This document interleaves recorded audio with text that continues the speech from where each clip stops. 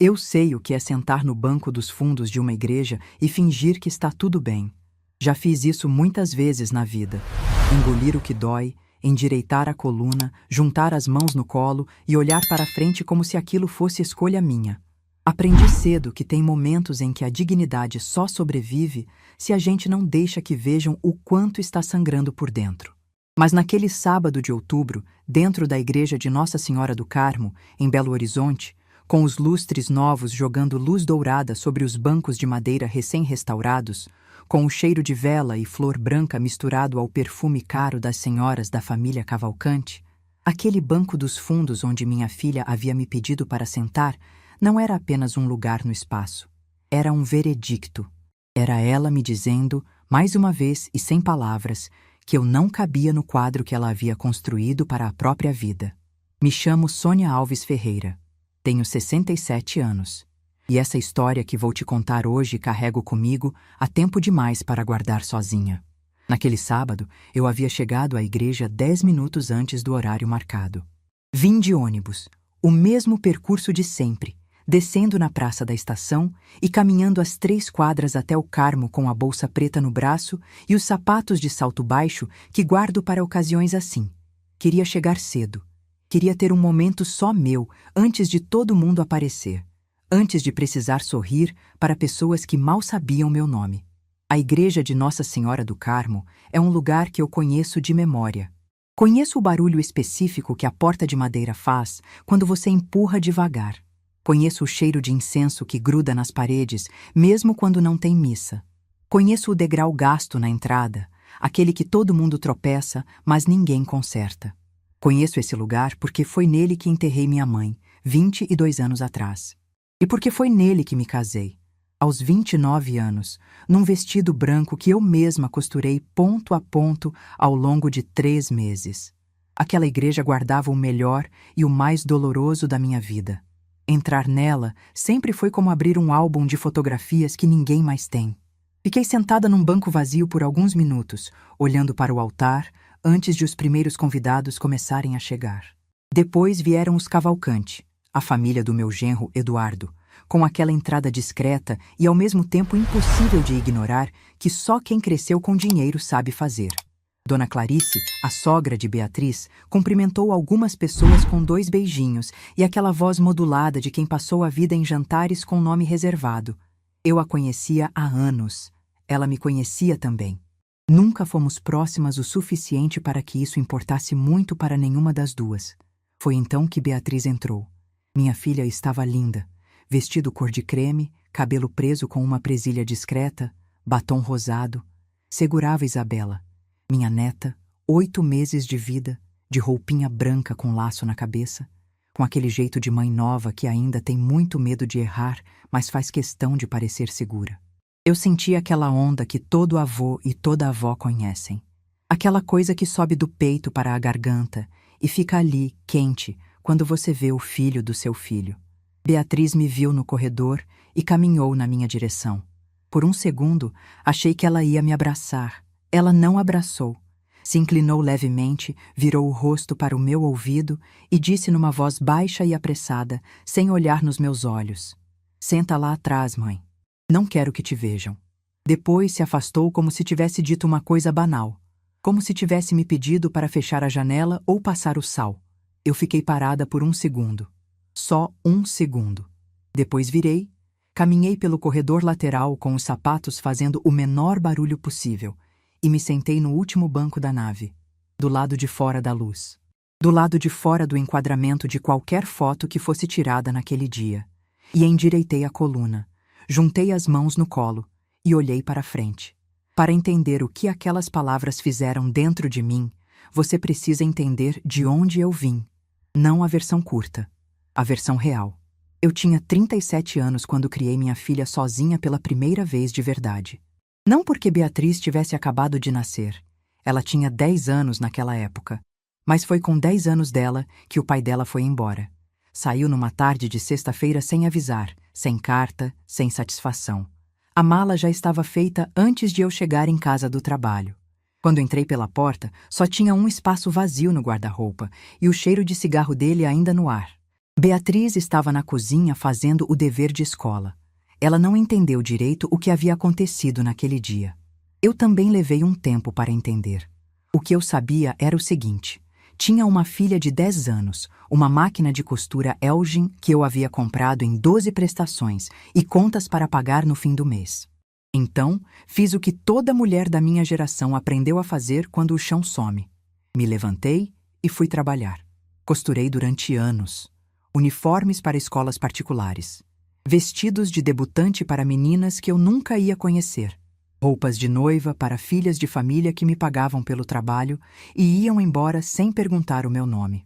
Acordava às 5 da manhã quando precisava entregar pedido grande. Ia dormir com os dedos marcados pela agulha e os olhos ardendo de tanto se concentrar nos pontos. Mas Beatriz teve escola boa. Teve material escolar. Teve uniforme lavado e passado toda segunda-feira. Teve uma mãe presente em todas as reuniões de pais, mesmo quando eu estava exausta, mesmo quando eu preferia desaparecer. Não me arrependo de nada disso. Faço questão de deixar isso claro. Não conto para receber medalha. Conto porque é a verdade que antecede tudo que veio depois. Beatriz cresceu, estudou, se formou, e aos 27 anos se casou com Eduardo Cavalcante numa cerimônia linda, com buffet e flores e mais de 200 convidados. Eu costurei meu próprio vestido para aquele dia. Azul marinho, bordado no colarinho, o mais bonito que eu já havia feito para mim mesma na vida. Na hora das fotos, depois da cerimônia, o fotógrafo organizou os grupos na escadaria da igreja. Eu me aproximei naturalmente para entrar junto. Beatriz me olhou, hesitou. E disse baixinho, com aquela voz de quem está pedindo um favor pequeno: "Mãe, a gente tira uma foto só nossa depois, tá?" O depois nunca veio. Fui embora daquele casamento sem uma foto ao lado da minha filha. Guardei isso, como guardo muita coisa. Os anos que se seguiram foram de uma exclusão que não gritava, só murmurava, só sugeria, só fazia você duvidar da própria percepção. Beatriz ligava menos. Os almoços de domingo foram rareando até sumirem. Quando eu aparecia na casa dela sem avisar, coisa que parei de fazer porque percebi que ela ficava tensa. O ambiente mudava de um jeito que eu sentia na pele, como aquela umidade antes de chuva. O momento que ficou mais fundo aconteceu quando Beatriz completou 35 anos. Soube por uma prima dela, dias depois, que havia tido um jantar de aniversário num restaurante do Savassi. Quando perguntei para Beatriz, ela disse que tinha sido uma coisa pequena, só os amigos de Eduardo. Dias depois, vi uma foto que apareceu numa rede social. Beatriz sorrindo, rodeada de gente, com Dona Clarice bem ao centro ao lado dela. Dona Clarice estava no jantar de aniversário da minha filha. Eu não estava. Naquela noite, fui para o quarto, fechei a porta e fiquei sentada na beira da cama por um longo tempo sem conseguir nomear direitinho o que sentia. Não era raiva. Era uma coisa mais pesada que raiva. Era a sensação de entender, finalmente e sem possibilidade de dúvida, que minha filha havia decidido que eu era uma parte da vida dela, que precisava ser administrada, não celebrada. Quando Isabela nasceu, 8 meses antes do batizado, eu estava no hospital assim que soube. Esperei 3 horas na sala de espera, ansiosa como se fosse eu mesma que estivesse parindo de novo. Eduardo saiu para anunciar que era menina, e eu o abracei com uma força que o surpreendeu. Beatriz me deixou entrar no quarto. Me deixou olhar para Isabela no berço de acrílico. Quando estendi os braços para pegar minha neta no colo pela primeira vez, Beatriz disse com uma voz suave demais para o que carregava: "Ela acabou de dormir, mãe. A gente não quer acordar." Saí daquele hospital sem ter tocado na minha neta. Então, ali estava eu. Banco dos fundos, mãos juntas, coluna ereta. Os Cavalcante ocupavam as 3 primeiras fileiras. Dona Clarice estava na segunda, de perfil para mim, com aquele chapéu bege que ela usava em cerimônias. O fotógrafo circulava pela nave, capturando rostos sorridentes. Ninguém olhou para o fundo. A cerimônia começou. O padre Antônio, um homem de cabelos completamente brancos que eu conhecia havia muitos anos, conduziu tudo com aquela calma de quem já celebrou batizados demais para ser intimidado por salão cheio. Havia um calor de gente dentro da igreja, um murmúrio de vozes que foi silenciando aos poucos. E então só restou o som do órgão e a voz do padre ecoando na abóbada restaurada. Eu olhei para os vitrais novos e senti aquela coisa que não consigo bem descrever. Uma mistura de tristeza e de algo parecido com pertencimento que não fazia sentido nenhum para alguém que havia sido mandada se sentar escondida. Foi quando o padre Antônio parou. Não era uma pausa litúrgica. Era outra coisa. Ele abaixou levemente o livro que segurava, olhou para a congregação com aquele olhar que padres experientes usam quando vão dizer algo que importa de verdade, e pediu a atenção de todos por um momento. A igreja ficou completamente quieta. Ele começou a falar sobre a restauração, sobre os bancos novos onde todos estavam sentados, sobre o órgão recuperado que havia tocado na entrada, sobre os vitrais que jogavam aquela luz colorida no batistério, e sobre um fundo criado em nome da menina que seria batizada naquele dia. Um fundo que já havia mudado a vida de 17 crianças da periferia de Belo Horizonte. Algumas pessoas começaram a se entreolhar, curiosas. O padre disse que havia chegado o momento, com a autorização da própria doadora, de revelar o nome de quem havia tornado tudo aquilo possível, e pediu que ela se levantasse. Eu respirei fundo. Me levantei do banco dos fundos. Toda a nave se virou de uma vez. 2, 3 segundos de silêncio completo.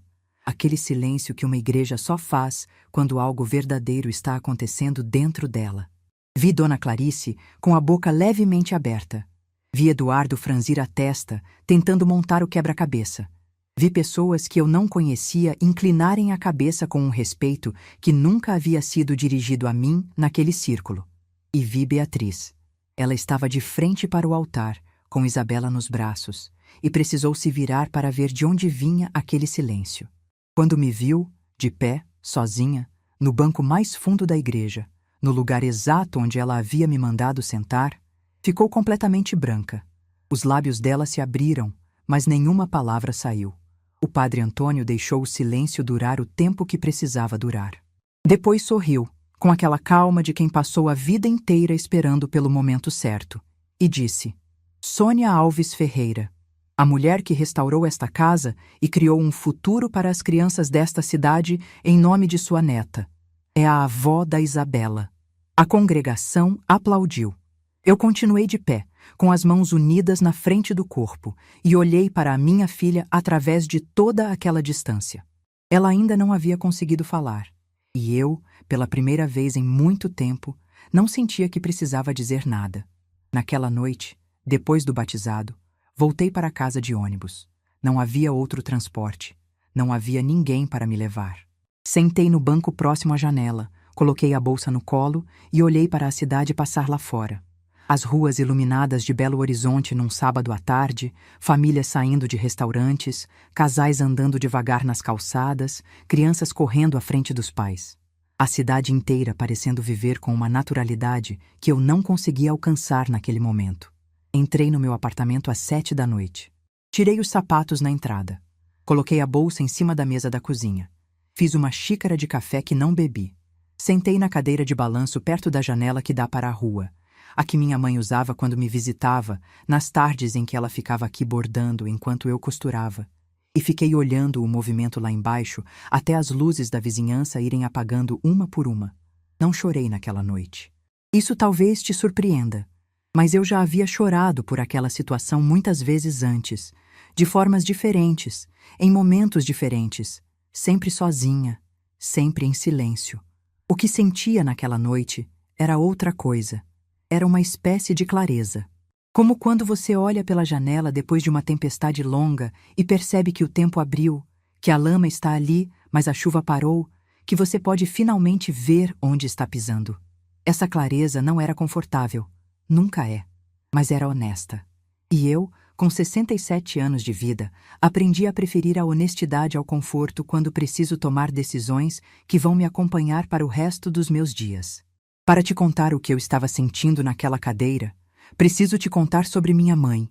Preciso te contar sobre Dona Lúcia.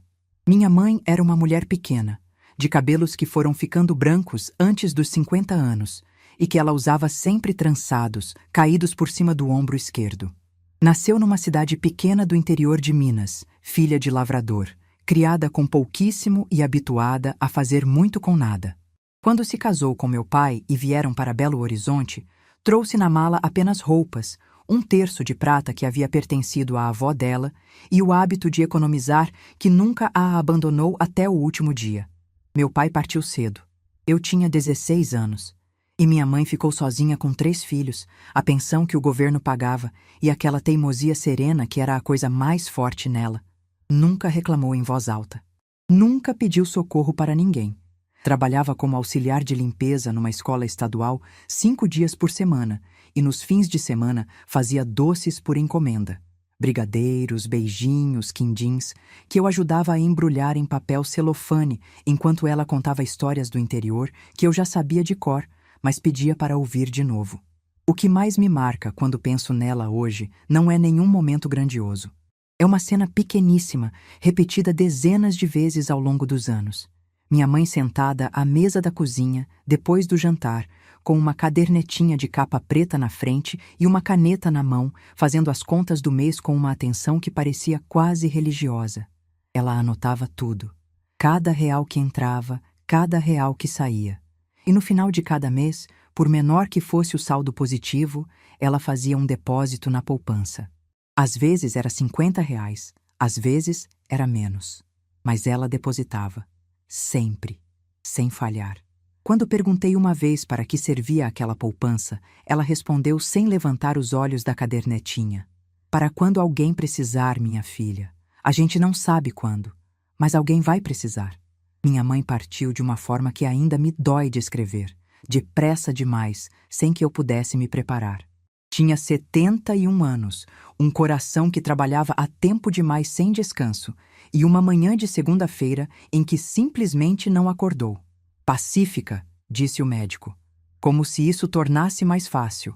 O velório foi na igreja de Nossa Senhora do Carmo, onde ela havia frequentado a missa de domingo por quase 40 anos. Ela conhecia o padre pelo nome.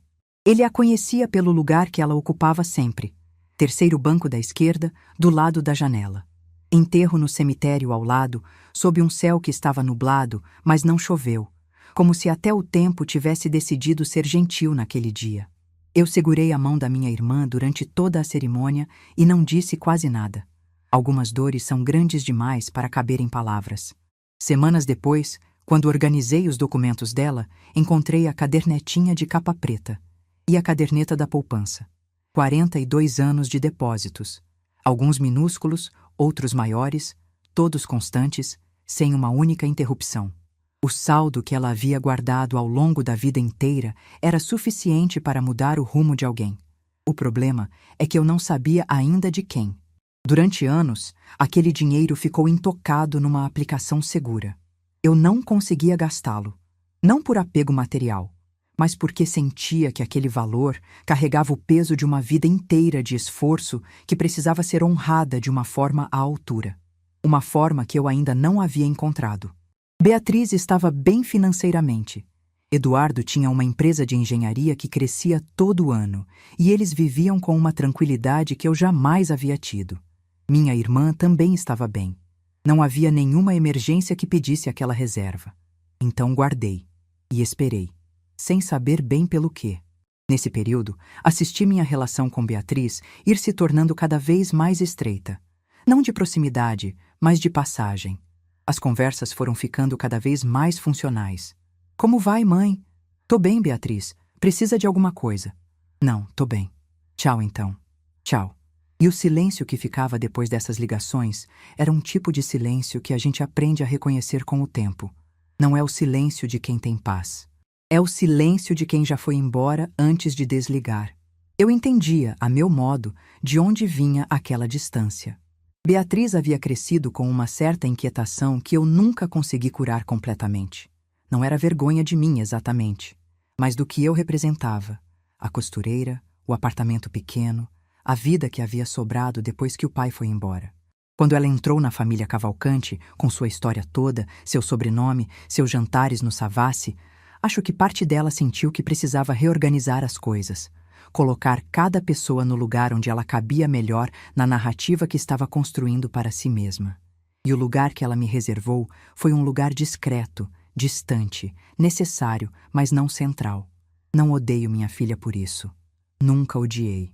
Mas entendi, com o tempo, que compreender não é o mesmo que aceitar. Que eu podia entender a fragilidade dela sem ter que me apagar por causa dela. O convite para o jantar de aniversário dos 35 anos dela, eu soube que não receberia antes mesmo de não receber. Era uma certeza que vinha de dentro, silenciosa e precisa, como aquele jeito que a gente tem de saber quando vai chover antes de o céu mudar de cor. Quando uma prima me mostrou a foto alguns dias depois, Beatriz sorrindo, Dona Clarice ao centro, mesa bem posta, velas acesas, não me surpreendi. Me doeu sim, fundo, mas não me surpreendeu. O que fiz naquela noite foi diferente do que havia feito tantas outras vezes. Não chorei para dormir, não liguei para ninguém. Sentei na mesma cadeira de balanço de sempre e fiquei me perguntando, com uma honestidade que a dor às vezes torna possível, o que eu quero, de verdade, que sobre da minha passagem por aqui. Não queria ser lembrada como uma cobrança. Não queria que minha neta, que ainda nem havia nascido, me conhecesse como a avó que causava tensão, a que aparecia sem ser chamada, a que ficava no corredor esperando permissão para entrar. Queria deixar alguma coisa que durasse, alguma coisa que dissesse sem precisar de palavras. Eu estive aqui, eu fiz algo com o que me foi dado, e isso importou. Foi nessa noite que me lembrei da cadernetinha de capa preta da minha mãe. Fui à igreja de Nossa Senhora do Carmo numa tarde de março, 1 ano e 8 meses antes do batizado de Isabela, 2 meses antes de Beatriz anunciar a gravidez. Não tinha ido lá fora das missas de aniversário do falecimento da minha mãe há alguns anos. Quando entrei, o que vi me apertou o coração de um jeito que não esperava. O teto tinha infiltração visível em 2 partes da nave. Os bancos estavam gastos, alguns com rachaduras nas laterais. Um dos vitrais do lado esquerdo tinha uma trinca que atravessava a imagem de São João inteira, do ombro até a borda inferior. O órgão, aquele órgão que havia tocado no enterro da minha mãe, que havia tocado no meu casamento, estava com cordas soltas e um pedal que não respondia. Aquela casa estava envelhecendo sem que ninguém cuidasse dela. Encontrei o padre Antônio na sacristia. Ele me reconheceu imediatamente. Sônia, a filha da dona Lúcia, foi o que ele disse, com aquele sorriso que não mudara nada em 20 anos. Conversamos por quase 1 hora. Ele me contou sobre a situação da paróquia, sobre as dificuldades de manutenção, sobre o projeto de restauração que tentava viabilizar havia 3 anos sem conseguir recursos suficientes. Falou com a tristeza discreta de quem está acostumado a aceitar que certas coisas demoram mais do que deveriam. Quando me levantei para ir embora, fiz uma pergunta que já sabia a resposta antes de fazer. Quanto precisaria para restaurar a estrutura principal? Ele me disse um número. Saí de lá, fui direto ao banco e naquela mesma semana tomei a decisão. O dinheiro da minha mãe, todo ele, somado ao que eu havia guardado ao longo dos anos de costura, iria para aquela restauração, para aqueles bancos onde ela havia sentado por 40 anos, para aquele órgão que havia tocado quando ela foi enterrada, para aquele vitral rachado que ela havia olhado tantas vezes com os olhos semicerrados na luz da tarde. Pedi apenas uma coisa ao padre Antônio, que meu nome não fosse revelado sem minha autorização expressa. Ele concordou sem fazer perguntas. É o tipo de homem que entende que certas histórias têm o tempo certo para ser contadas. 8 meses depois, quando Beatriz me ligou para dizer que estava grávida, alguma coisa dentro de mim soube que o tempo estava chegando. E quando Isabela nasceu, aquela menina de olhos escuros que eu não pude pegar no colo no hospital, que amei desde antes de tocar, voltei ao padre Antônio e pedi que o fundo educacional da paróquia passasse a se chamar Fundo Isabela, em homenagem à minha neta. Não por estratégia, não por cálculo, mas porque senti que era justo que o nome dela ficasse em algo bom, em algo real, em algo que durasse além de nós duas. Mesmo que ela nunca soubesse que fui eu, especialmente se ela nunca soubesse que fui eu. Aquela noite depois do batizado, na cadeira de balanço junto à janela, eu pensava em tudo isso, no dinheiro da minha mãe que havia virado bancos novos e vitrais coloridos, no nome de Isabela gravado num fundo que já havia mudado a vida de 17 crianças, no padre Antônio com aquele sorriso de quem sabe guardar segredo. E em mim mesma, de pé no banco dos fundos daquela mesma igreja, enquanto minha filha empalidecia sem conseguir falar. Não havia nada de triunfo naquilo. Havia algo mais antigo, mais quieto. Havia a sensação de que finalmente, depois de décadas costurando a vida dos outros ponto a ponto, eu havia costurado alguma coisa minha. Alguma coisa que não pedia permissão para existir. Alguma coisa que estava lá antes de qualquer aplauso e que continuaria lá depois de tudo isso acabar. A cadeira de balanço rangeu devagar na escuridão da sala. E por primeira vez em muito tempo, esse barulho foi suficiente. Beatriz tocou a campainha na quinta-feira seguinte ao batizado. Eram 10h30 da manhã. Eu sabia que era ela antes de abrir. Não porque esperasse, mas porque reconheci o jeito. 2 toques rápidos, uma pausa. Mais um. Era assim desde criança, esse ritmo dela. Nunca mudou, nem quando tudo o mais mudou. Fiquei parada no corredor por um momento, com a mão na maçaneta, respirando devagar. Tinha passado 5 dias pensando no que eu diria quando esse momento chegasse. Tinha ensaiado frases inteiras, descartado outras, chegado à conclusão de que provavelmente não diria nada do que havia planejado. A vida raramente segue o roteiro que a gente escreve nas madrugadas de insônia. Abri a porta. Beatriz estava sozinha. Sem Eduardo, sem Isabela, sem o escudo de outras pessoas por trás. Estava de calça jeans e uma blusa simples, sem o vestido creme do batizado, sem o batom rosado, sem nenhuma das camadas que ela usava quando precisava parecer parte de um certo mundo. Parecia menor assim. Parecia mais próxima da menina que eu havia criado do que a mulher que ela havia se tornado naqueles anos de distância. Tinha olheiras fundas. Não dormiu bem naquela semana. Eu reconheci aquilo porque conheço seu rosto há 40 anos. Não disse nada. Me afastei da porta e deixei espaço para ela entrar. Ela entrou e ficou parada no meio da sala, olhando ao redor como se nunca tivesse visto aquele apartamento. O que, de certa forma, era verdade. Beatriz havia estado aqui poucas vezes nos últimos anos, e sempre de passagem, sempre com algum motivo prático. Buscar um documento, deixar um presente de aniversário, coisas assim. Nunca tinha ficado tempo suficiente para realmente olhar. Eu fui para a cozinha e coloquei água para ferver. O barulho da chaleira me deu algo para fazer com as mãos. Beatriz se sentou no sofá e ficou em silêncio por um tempo que me pareceu longo. Eu preparei 2 cafés, coloquei as xícaras na mesinha de centro, sentei na cadeira de frente e esperei. Ela começou pela justificativa. Eu já sabia que começaria por aí. Disse que estava com pressão dos sogros, que Dona Clarice havia sugerido que seria melhor eu ficar num lugar menos visível durante a cerimônia para não criar uma dinâmica estranha entre as 2 famílias. Disse que Eduardo concordou, que foi uma decisão de último momento, que ela mesma não se sentiu bem com aquilo, mas não soube como recusar na hora. Escutei tudo sem interromper. Depois peguei minha xícara e bebi um gole de café. Perguntei apenas: "E você, Beatriz? O que você quis?" Ela parou, abriu a boca, fechou, olhou para as mãos no colo. Foi nesse silêncio que eu entendi que a conversa verdadeira ainda estava por vir. Antes de te contar o que Beatriz disse a seguir, a coisa que eu não esperava, a coisa que mudou o peso de tudo, preciso te contar uma coisa que ficou faltando nos capítulos anteriores. Uma lacuna que as pessoas mais atentas já devem ter notado. Eu mencionei que me casei naquela igreja aos 29 anos. Mas nunca disse o que aconteceu com o marido. O nome dele era Roberto.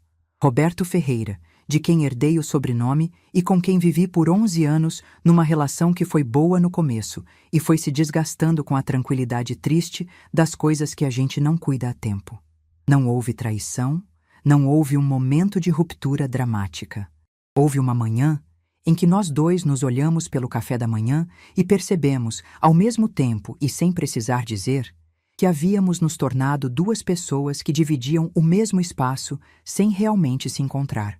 Tem uma tristeza específica nesse tipo de fim, mais silenciosa que a dor de uma traição, mas igualmente definitiva. É a tristeza de algo que foi bom e foi se tornando transparente, até sumir sem fazer barulho. Quando Roberto nos deixou, Beatriz tinha apenas 10 anos. Lembro-me dela chorando no canto da sala enquanto eu guardava as poucas roupas dele em uma mala de papelão. Dali em diante, fomos apenas nós 2 contra o mundo. Eu costurei até meus dedos sangrarem para que, 10 anos depois, aos 20 anos, ela pudesse estar na faculdade de Medicina Direito sem que lhe faltasse um livro sequer. A separação não a afetou da forma aguda que afeta as crianças pequenas, mas deixou uma marca que eu só fui entender muito mais tarde. Roberto era presente, carinhoso, e quando ele saiu, Beatriz perdeu não apenas o pai no lar, mas uma certa versão de família que ela havia construído na cabeça durante anos. A versão com as duas figuras juntas, com a narrativa completa. Ele ainda vive em Belo Horizonte. Nos vemos raramente. Somos cordiais. Mas isso nunca foi suficiente para preencher o que a separação abriu em Beatriz. Conto isso agora porque o que ela disse naquela manhã de quinta-feira me fez entender, pela primeira vez de verdade, o quanto essa ferida ainda estava aberta nela. Depois da minha pergunta, depois do silêncio que ela não conseguiu preencher, Beatriz olhou para mim com aquele jeito que ela tem quando vai dizer alguma coisa difícil. Os olhos um pouco mais abertos, a mandíbula levemente crispada, e disse: "Mãe, eu tenho vergonha. Tive vergonha da senhora a vida inteira, e odeio que seja assim, mas é." A frase caiu no meio da sala como um objeto pesado. Uma daquelas coisas que, uma vez ditas, não tem como serem desfeitas, que ficam no ar por um tempo longo demais antes de qualquer um conseguir respirar normalmente de novo. Continuei quieta. Não porque não tivesse o que dizer. Tinha muito. Mas porque sentia que se eu falasse naquele momento, ela pararia. E ela precisava continuar. Ela continuou. Disse que cresceu sentindo que eu era o elo fraco da nossa história. Que quando o pai foi embora e ficamos só as duas, ela carregou durante anos a sensação de que a nossa família estava incompleta, de um jeito que as outras não estavam. Que quando foi para a faculdade e conheceu Eduardo, e depois os Cavalcante com toda a sua história, sentiu pela primeira vez que podia fazer parte de algo inteiro, e que manteve esse sentimento à custa de se afastar de tudo que lembrava a incompletude anterior. E que eu era o que mais lembrava, não a minha pessoa. Ela fez questão de dizer isso com aquela precisão dolorosa de quem pensou muito sobre o assunto antes de vir até mim. Não quem eu era como mulher, como mãe, mas o que eu representava. A máquina de costura, o apartamento pequeno, o esforço visível, a vida sem envernizamento.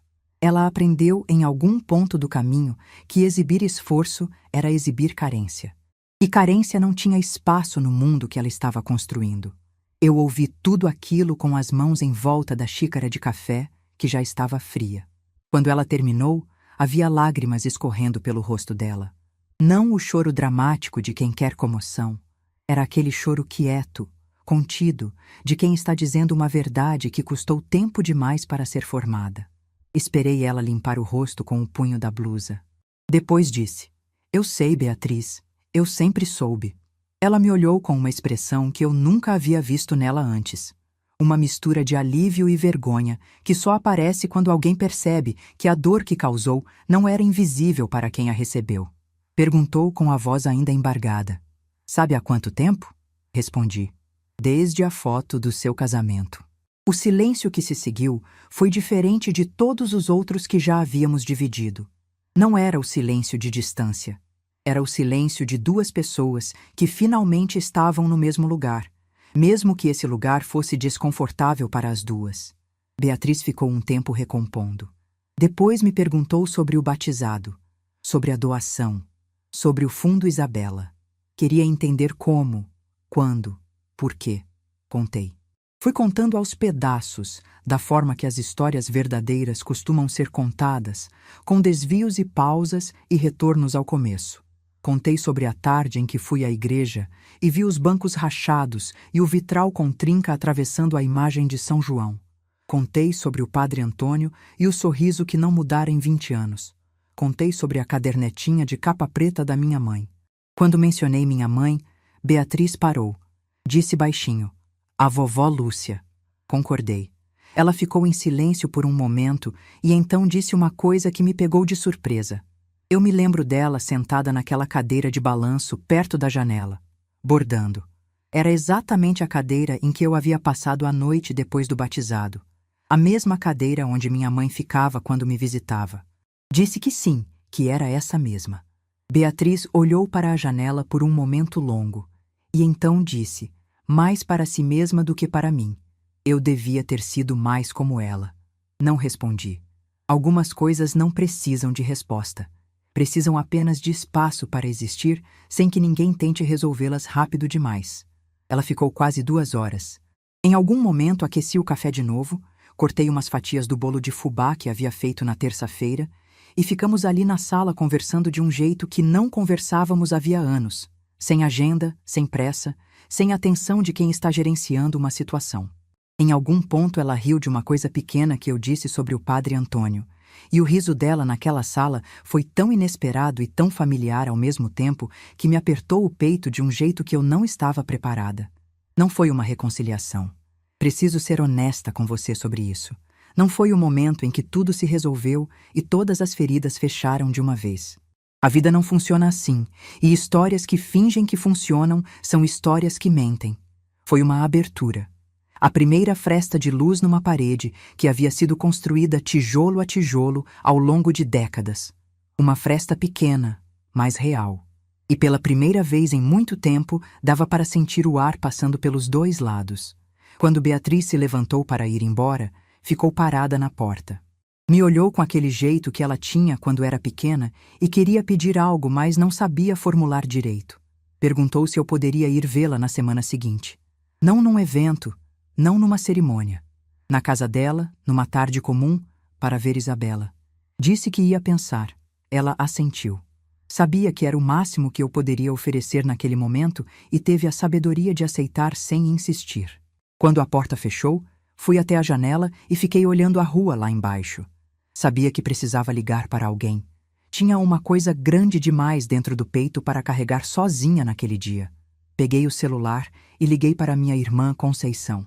Ela a atendeu no segundo toque, como sempre faz. E antes que eu dissesse qualquer coisa, ela perguntou: foi ela, né? A Beatriz foi lá. Respondi que foi. Conceição ficou quieta por um segundo.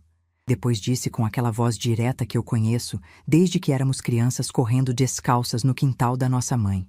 E aí, Sônia, como você está? Fiz uma pausa longa. A pergunta mais simples do mundo, e eu não conseguia respondê-la com uma palavra só. Disse que não sabia ainda, que estava tentando descobrir.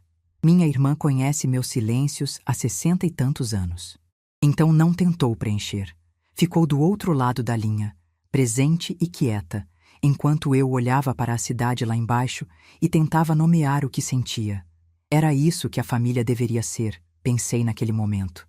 Essa presença que não precisa falar para existir. Essa pessoa que atende no segundo toque e fica quieta quando o silêncio é o que a outra precisa. Eu tinha isso com Conceição. Sempre tive. A pergunta que ainda não conseguia responder e que me acompanhou naquela noite inteira era se algum dia teria algo parecido com Beatriz. Fiquei uma semana inteira pensando antes de ligar para Beatriz. Não foi indecisão. Foi necessidade. Precisava saber, antes de ir, o que eu estava disposta a aceitar. Porque essa era a questão real, a que ficou pulsando dentro de mim durante todos aqueles dias. Não era se eu queria ver minha neta. Queria, com uma intensidade que me surpreendia toda vez que parava para sentir. A questão era outra. Era qual Sônia ia entrar por aquela porta. A Sônia de antes teria ido ansiosa, disposta a apagar qualquer desconforto para garantir o acesso. Teria chegado com doce na mão, teria ficado no canto que lhe fosse designado, teria agradecido pela oportunidade de estar ali. Essa Sônia eu conhecia bem. Convivi com ela por décadas. A Sônia que se levantou do banco dos fundos de uma igreja naquele sábado de outubro era diferente. Ainda não sabia ao certo o tamanho dessa diferença, mas sabia que era real. Liguei numa quarta-feira de manhã. Beatriz atendeu rápido e disse que podia ser na sexta à tarde. Combinamos às 3. Ela disse que Eduardo estaria em casa, que as coisas estavam mais tranquilas, que havia conversado com ele sobre tudo. Não entrei em detalhes. Disse apenas que estaria lá. Quando desliguei, fui até o guarda-roupa e escolhi o que ia vestir. Não o vestido de ocasião, não nada que sinalizasse que eu estava me preparando para ser aprovada. Escolhi uma calça bege, uma blusa de linho bordô que eu mesma havia costurado há alguns anos, e os brincos de pérola que eram da minha mãe. Me olhei no espelho por um instante. Vi uma mulher de 67 anos que estava aprendendo, tarde mas de verdade, a se tratar com o mesmo cuidado que dedicou aos outros durante toda a vida. Saí de casa às 2h30. O apartamento de Beatriz e Eduardo ficava num condomínio no bairro Buritis. 12º andar, varanda com vista para o parque. Eu havia estado lá poucas vezes, sempre com motivo específico, sempre com a sensação de estar de visita num lugar onde eu não tinha território natural. Eduardo abriu a porta. Estava de camisa polo, com aquele jeito cordial, mas levemente tenso, de quem passou a semana inteira ouvindo a esposa processar uma situação complicada e não sabe muito bem qual é o seu papel na história. Me cumprimentou com um beijo no rosto e me chamou para entrar com uma gentileza que soou genuína, ou pelo menos bem intencionada. A sala era grande, com móveis bons e aquela decoração de quem contratou alguém para pensar em cada detalhe. Cores neutras, plantas altas nos cantos, uma prateleira comprida cheia de livros organizados por tamanho. Eu olhei para aquela prateleira por um segundo, e algo me chamou a atenção. Uma foto pequena, num porta-retrato simples de madeira, encostada quase despercebida entre 2 livros grossos no canto mais afastado da prateleira. Era uma foto da minha mãe. Dona Lúcia, com aquele cabelo trançado caído sobre o ombro esquerdo, sorrindo para a câmera numa tarde que eu reconheci como o aniversário de 18 anos de Beatriz. Uma foto que eu nem sabia que Beatriz tinha guardado. Que ela havia colocado ali. Não em destaque, não num lugar de honra, mas havia colocado, em algum momento que eu desconhecia, por uma razão que ela nunca me havia contado. Fiquei olhando para aquela foto por um momento longo demais. Eduardo percebeu, se aproximou e disse, com uma voz mais baixa do que o tom de conversa normal: "Ela colocou aí faz uns 2 anos. Nunca me explicou direito por quê, mas nunca tirou." Não respondi. Guardei aquilo dentro de mim e continuei entrando na sala. Beatriz apareceu vinda do corredor com Isabela no colo. Minha neta estava de macacão amarelo, com meias brancas e aquele cheiro específico de bebê que é uma das coisas mais difíceis de descrever para quem nunca segurou um. É quente, é suave, é o cheiro de uma vida que acabou de começar. Beatriz me olhou com aquela expressão de quem passou a semana preparando um terreno sem saber ao certo como ia recebê-la. Disse: "Oi, mãe", com uma voz que tinha cuidado demais. O tipo de cuidado que ainda vai precisar de tempo para se tornar natural de novo. Eu olhei para Isabela. Ela me olhou de volta com aqueles olhos escuros que eu havia visto pela primeira vez através do acrílico do berço hospitalar, 8 meses antes. Só que dessa vez não havia vidro entre nós. Não havia "ela acabou de dormir" ou "a gente não quer acordar". Havia apenas uma menina de 8 meses me olhando com aquela curiosidade tranquila que os bebês têm, sem julgamento, sem história, sem o peso de nada do que havia acontecido antes dela. Perguntei a Beatriz se eu podia pegá-la. Houve uma pausa. Pequena, mas eu senti. E então Beatriz disse: "Pode, mãe." Peguei Isabela no colo pela primeira vez. Ela não chorou. Ficou me olhando por um instante. Depois, alcançou minha trança com a mão aberta e segurou, com aquela força desajeitada e surpreendente que os bebês têm, como se soubessem exatamente o que estão fazendo. Me puxou levemente para perto. Eu inclinei a cabeça e deixei, e ela ficou segurando minha trança com os dedos miúdos, enquanto eu ficava parada no meio daquela sala, com o peito tão cheio que mal conseguia respirar direito. Quando olhei para cima, Beatriz estava chorando. Não o choro da quinta-feira anterior, o choro das palavras difíceis. Era outro. Era o choro de quem percebe, tarde mas de verdade, o tamanho do que quase deixou escapar. Eu não disse nada.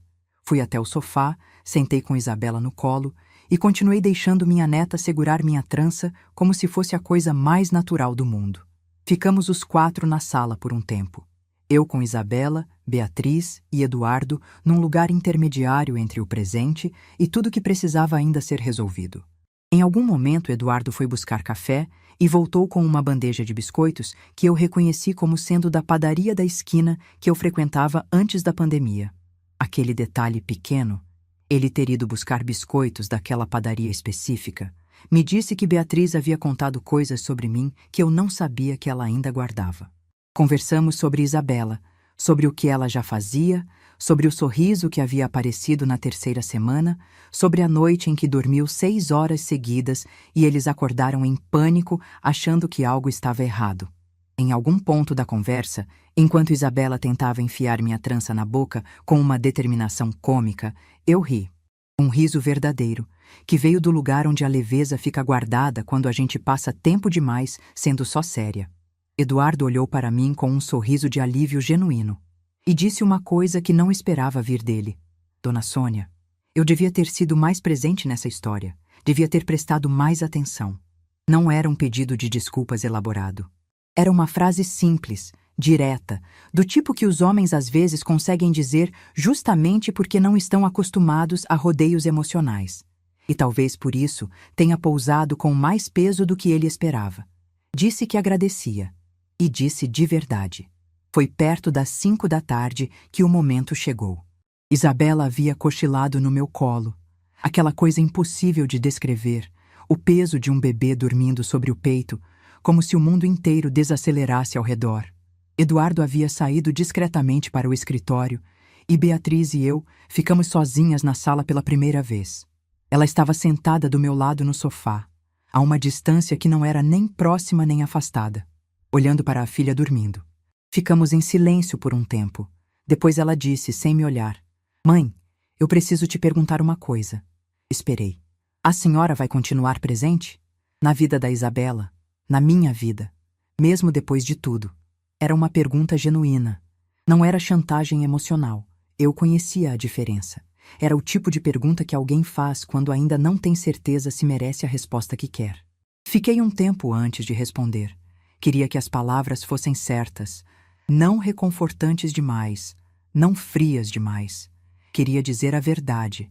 Disse que sim, que ia continuar presente, mas que presença, a partir dali, ia ter um formato diferente. Beatriz me olhou. Continuei. Disse que não iria mais aceitar ser administrada. Não iria mais aceitar ser colocada no banco dos fundos de nenhuma situação, física ou figuradamente, para que a imagem de alguém ficasse mais conveniente.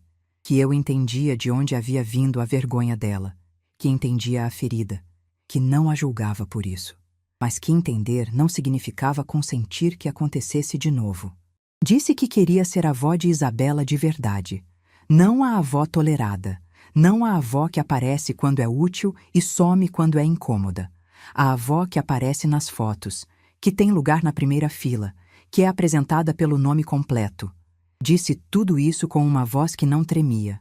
Não porque eu não sentisse nada, sentia muito, mas porque havia aprendido, naquelas semanas, que a firmeza não precisa ser fria, pode ser quente, pode ser gentil, pode ser dita enquanto você segura uma criança dormindo no colo.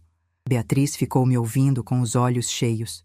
Quando terminei, ela disse apenas: "Sim, só isso."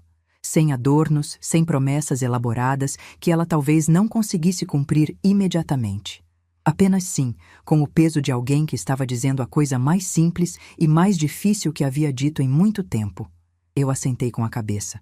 E então, olhei de volta para Isabela, que dormia no meu colo com os dedos levemente abertos ao redor da minha trança, que ela havia soltado no sono, mas não largado de todo. Saí do apartamento às 6 da tarde. Beatriz me acompanhou até o elevador. Um gesto que ela não fazia havia anos, ficar parada na porta enquanto eu esperava as portas fecharem. Antes de fechar, olhei para ela uma última vez. Ela parecia diferente. Não resolvida. Eu não acreditaria nisso por um longo tempo ainda, e não seria honesto acreditar. Mas diferente. Como alguém que havia colocado no chão um peso que estava carregando em silêncio há mais tempo do que conseguia calcular. Eu sabia aquele jeito. Reconhecia do espelho. Descia os 12 andares pensando em pouca coisa. Às vezes, a mente tem a gentileza de fazer silêncio quando o coração está muito ocupado. Saí do condomínio e andei até o ponto de ônibus. O sol estava descendo sobre os prédios do Buritis, pintando as janelas de laranja, e a calçada estava cheia do movimento de fim de tarde. Pessoas voltando do trabalho, crianças correndo à frente dos pais, cachorros puxando as coleiras com aquela alegria específica de quem não carrega o peso de nenhum dia anterior. Me sentei no banco do ponto e coloquei a bolsa no colo. Pensei na foto da minha mãe, encostada na prateleira entre os livros, posta ali 2 anos atrás, sem explicação, nunca retirada. Pensei em Beatriz, que havia guardado a imagem da minha mãe num canto da própria casa, sem conseguir explicar direito por quê. E pensei que talvez seja isso. Talvez seja exatamente isso. O fio que não se parte mesmo quando tudo o mais parece romper. Não é a presença constante, não é a perfeição do vínculo, não é a ausência de mágoa, é aquela coisa pequena que a gente guarda mesmo sem saber que está guardando. A foto no canto da prateleira, a trança que o bebê não larga no sono, o ritmo do toque na campainha que não muda desde a infância. O ônibus chegou, entrei, paguei, fui até o banco da janela. E pela primeira vez em muito tempo, o percurso de volta para casa não pareceu uma retirada. Pareceu um caminho. 3 meses depois do batizado de Isabela, Dona Clarice me ligou. Não era um número que eu tivesse salvo, mas reconheci o sobrenome quando apareceu na tela, Cavalcante, e soube, antes de atender, que aquela ligação não era por acaso e não seria curta. Atendi na 3ª chamada. Ela cumprimentou com aquela voz modulada de sempre. Perguntou como eu estava com a educação de quem foi criada para nunca revelar o que realmente quer antes da hora certa. Disse que gostaria de me ver. Propôs um café numa tarde daquela semana, num salão de chá no Funcionários. O tipo de lugar com toalha de mesa bordada e garçom de colete que só existe para conversas que precisam de cenário. Aceitei sem perguntar o motivo. Já sabia o suficiente para ir. Cheguei antes dela. Escolhi uma mesa perto da janela, pedi um chá de erva cidreira e fiquei olhando para a rua enquanto esperava. Era uma tarde de quarta-feira, com aquela luz de inverno em Belo Horizonte que é pálida, mas gentil, o tipo de luz que suaviza os contornos das coisas sem esconder nada. Dona Clarice chegou pontualmente. Elegante como sempre, casaco de lã, brincos discretos, cabelo impecável. Cumprimentou o garçom pelo nome, o que me disse que não era a primeira vez que ela usava aquele lugar para conversas que precisavam de terreno neutro. Sentou-se de frente para mim, pediu o chá dela e ficou em silêncio por um momento. Era o silêncio de alguém que preparou o que vai dizer e está decidindo pela última vez se vai mesmo dizer. Então, começou. Disse que havia ficado muito impressionada com o que soube sobre a doação, que a restauração da Igreja do Carmo era conhecida na comunidade havia 2 anos, mas que ninguém sabia a origem dos recursos até o dia do batizado. Disse que o Fundo Isabela havia chegado ao conhecimento de pessoas do círculo de Eduardo com relações no trabalho social da cidade e que o nome de Sônia Ferreira estava sendo comentado com muito respeito. Escutei tudo aquilo com a xícara de chá nas mãos, sem dizer nada. Ela continuou. Disse que entendia que as coisas entre nós não haviam sido simples ao longo dos anos, que talvez ela própria pudesse ter feito diferente em algumas situações. Usou a palavra talvez com muito cuidado, da forma que as pessoas usam quando querem dizer sim, mas ainda não conseguem abrir mão completamente da defesa. E então disse, com aquela voz que durante anos havia me tratado com a cordialidade fina de quem tolera um inconveniente: eu pedi para a Beatriz fazer aquilo no batizado, sentar a senhora atrás. Foi minha sugestão, não dela. O salão de chá tinha uma música de piano baixinha ao fundo. Eu ouvi cada nota daquelas enquanto processava o que acabara de ouvir. Não era novidade. Beatriz havia dito isso na manhã da quinta-feira, mas ouvir de Dona Clarice pessoalmente era diferente. Era uma confissão, pequena, cautelosa, embrulhada em cuidado demais. Mas era. Coloquei a xícara na mesa com cuidado. Olhei para ela. Disse, eu sei, Dona Clarice. Ela piscou levemente. Continuei. Disse que sabia desde que Beatriz me contou. Que não havia ficado surpresa, porque Beatriz, sozinha, talvez não tivesse tido coragem para aquilo naquele momento. Que eu entendia que ela havia construído para o filho uma vida que considerava boa, e que eu representava, aos olhos dela, uma complicação para essa narrativa. Não disse isso com raiva. Disse como quem enuncia um fato que observou com atenção ao longo de muitos anos. Quando terminei, ela disse, a senhora é mais generosa do que eu merecia. Respondi que não era generosidade, era clareza. e que havia uma diferença entre as duas coisas que eu havia levado muito tempo para aprender. Em algum momento, ela me perguntou sobre o trabalho de costura, com uma curiosidade que parecia genuína pela primeira vez. Não a curiosidade educada de quem pergunta por obrigação social, mas a de quem está tentando, tarde, entender uma pessoa que sempre esteve à frente e nunca olhou com atenção. Respondi com honestidade. Contei sobre a máquina Elgin, sobre as madrugadas, sobre os vestidos de noiva que eu costurava para filhas de família enquanto a minha filha dormia no quarto ao lado. Ela escutou sem interromper. O que, vindo de Dona Clarice, era por si só uma forma de respeito que eu não havia recebido dela antes. Não resolvemos tudo. Algumas coisas não se resolvem numa tarde de quarta-feira com chá de erva cidreira, por mais que a toalha de mesa seja bordada. Mas quando nos despedimos na calçada, com a luz pálida de inverno sobre os prédios dos funcionários, ela estendeu a mão para um aperto formal. Eu apertei. Olhamos uma para a outra por um segundo que durou mais do que um segundo. E então cada uma foi para o seu lado, carregando o que havia trazido. Mas também alguma coisa nova, pequena e sem nome, que nem eu nem ela poderíamos devolver mais. Isso, aprendi, também é uma forma de encerrar. Não com abraço, não com lágrimas, não com promessas, com duas mãos se apertando na calçada e os olhos dizendo o que a boca ainda não aprendeu a formar. Às vezes é o suficiente. Preciso te contar uma coisa que faltou, antes de chegar ao final desta história. Quando falo sobre o pai de Beatriz, aquele homem que saiu numa tarde de sexta-feira com a mala feita, sem carta, sem despedida, estou falando de outro homem, não de Roberto. Esse homem se chamava Fábio. Eu tinha 27 anos. Ele era meu namorado de 3 anos. E quando Beatriz nasceu, ele ficou 2 meses tentando ser o pai que eu acreditava que ele seria. Depois, desapareceu. Sem processo, sem pensão, sem rastro. Beatriz cresceu sem saber direito o que havia acontecido, e eu nunca soube muito bem o que dizer sobre aquilo. Então disse pouco, e o silêncio virou o relato. Roberto entrou na minha vida quando Beatriz tinha 2 anos.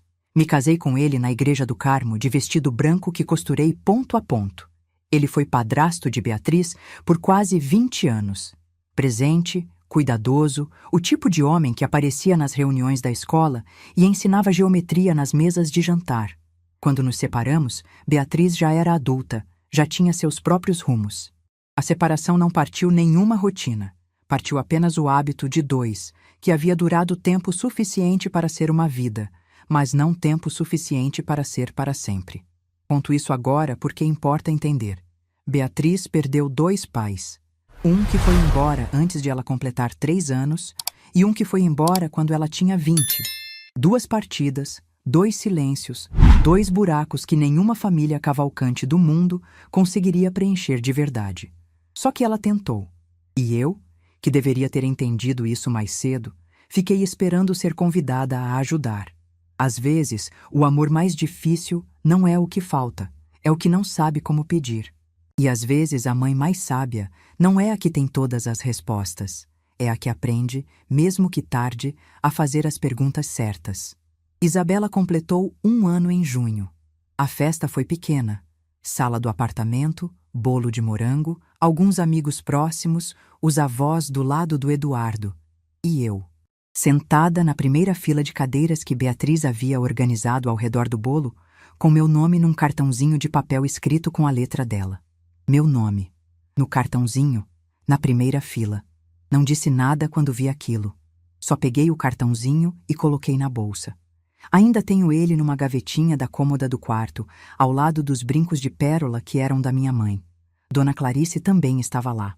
Ficamos no mesmo espaço por quase 3 horas, sem que nenhuma tensão quebrasse o ar.